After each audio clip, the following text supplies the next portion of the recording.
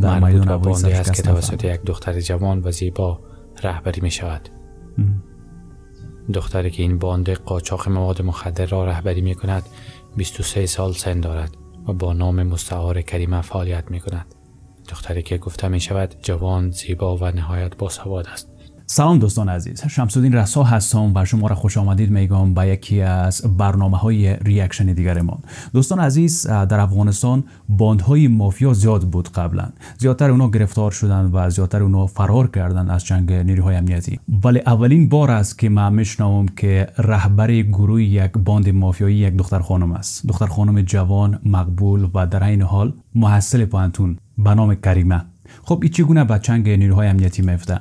زمانی که افراد کریمه میخواستند که مواد مخدر را بلیده بودن و میخواستند که به کشور هندوستان قاچاق بکنند، در میدان هوایی کابل اونا دستگیر میشه و وقتی که اعتراف اونا را میگیرند و بالاخره سرانجام کریمه به دست نیروهای امنیتی افغانستان میفته. یک دختر خانم بسیار خطرناکی است کریمه. بیاین که کریمه را با جزئیات در این ویدیو بشناسیم.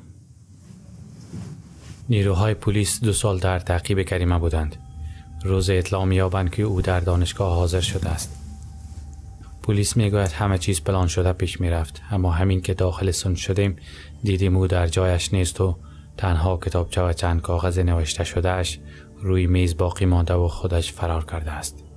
در سال 1397 پلیس میدان هوایی کابل در چند مرحله زمانی افراد را بازداشت کرد که هر یکشان 10 کپسول مملو از مواد مخدر را بلعیده بودند و می‌خواستند این مواد را به هند قاچاق ببرند.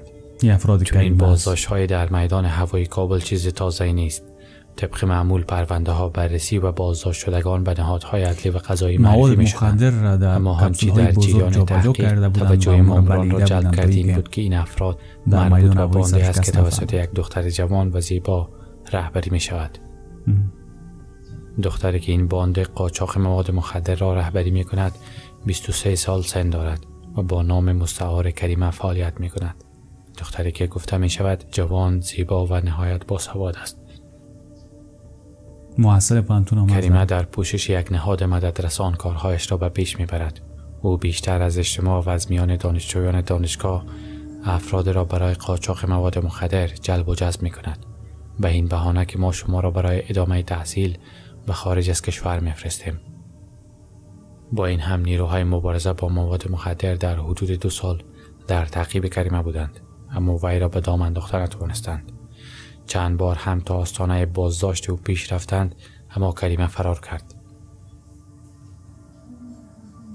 بار نخست یکی از حوزه‌های پلیس به نیروهای مبارزه با مواد مخدر خبر می‌دهد که دختری را با مشخصات کریمه بازداشت کردند. این نیروها بلافاصله خود را به حوزه امنیتی می‌رسانند، اما درست کمی پیش از رسیدن آنها این دختر به شکل مرموز از داخل حوزه ناپدید می‌شود.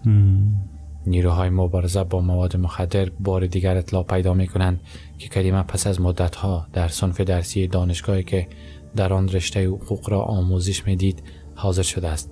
پلیس بیدرنگ برای بازداشت او پلان‌ریزی می‌کند و خود را به دانشگاه می‌رساند. همین که داخل صنف می‌شوند می‌بینند کریمه در جایش نیست و تنها کتابچه و چند کاغذ نوشته شده‌اش روی میز باقی مانده است. دختری که در چوکی پهلوی کریمه نشسته بود میگوید که چند دقیقه پیش از ورود شما و یک تماس تلفنی دریافت می‌کند و از صنف بیرون می‌شود. این وضع ادامه می‌یابد. نیروهای مبارزه با مواد مخدر همچنان در جستجوی کریمه می‌مانند و او هم همانگونه در فرار میباشد، تا اینکه روز خبر میرسد که نشانه از محل اصلی بود و باش کریمه در مربوطات حوزه 15 شهر کابل پیدا شده است. سپس تمام کارها به سرعت انجام می شود. پلیس این دفعه خانه را راحت محاصره و دختر را از آنجا بازداشت می کند. تمام کارها به سرعت انجام می شود. پلیس این دفعه خانه را راحت محاصره و دختر را از آنجا بازداشت می کند. اما پس از بررسی چند روزه آشکار می شود که دختر بازداشت شده خواهر کریمه است، نه خود او. کریمه باز هم توانسته بود پلیس را اغفال کند. حقیقتی که یک بار دیگر تلاش ها را برای بازداشت این دختر قاچاقبر به نقطه صفر برمیگرداند. مامور بررسی پرونده کریمه میگوید که او بسیار زرنگ و بسیار ماهر بود. هرچی میکرد تا به دست پلیس نیفتد و به کارش ادامه دهد. بازداشت خواهر کریمه این فرصت را به نیروهای مبارزه با مواد مخدر می‌دهد که از روابط شخصی او بیشتر آگاه شوند، چیزی که میتواند چند بعد آنان را به خود این دختر برساند. مأمور بررسی پرونده کریمه میگوید بالاخره در یک رستوران در حومه کابل پیدایش کردیم. باور نمیکرد به دام افتاده باشد و ما هم از حضور کوتاهش در آن رستوران که به هدف ملاقات یک فرد مورد اعتمادش بود با خبر شده باشیم. کریمه حتی در آن لحظه هم خونسرد بود. از همان اول تا اخیر مراحل تحقیق و محکمه تاکید داشت که و یک دختر نادار است که به خاطر خانواده‌اش ناچار به انتقال مواد مخدر شده و کدام کار دیگر نیست. کریمه در موارد هم کوشیده است تا با مردان و پسران پیوند عاطفی برقرار کند و از این راه آنان را به همکاری با خودش وادارد، چنان که شماری از بازداشت شدگان قضایای مرتبط با این گروه نیز به نزدیک بودن خودشان با کریمه اشارات داشتند. چنانچه گفته می شود در هنگام بازداشت کریمه از دستکولش تابلت به دست آمده است.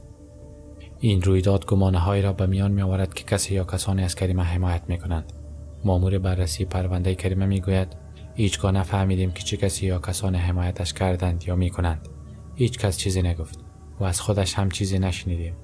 شاید هم این همیشه یک راز پوشیده بماند. سرانجام دادگاه ابتدایی کریمه چندی پیش برگزار می شود و وی را به 18 سال زندان محکوم می کنند. 18 سال. بله دوستان عزیز، کریمه یک دختر خانم بسیار خطرناک، رهبر یک باند مافیایی. دوستان عزیز، نظر شما در رابطه با این ویدیو چی است؟ حتما در قسمت کامنت نظریات سالمتون رو بنویسید. تا دیدار بعد، اوقات و لحظات همتون خوش. خدا نگهدار.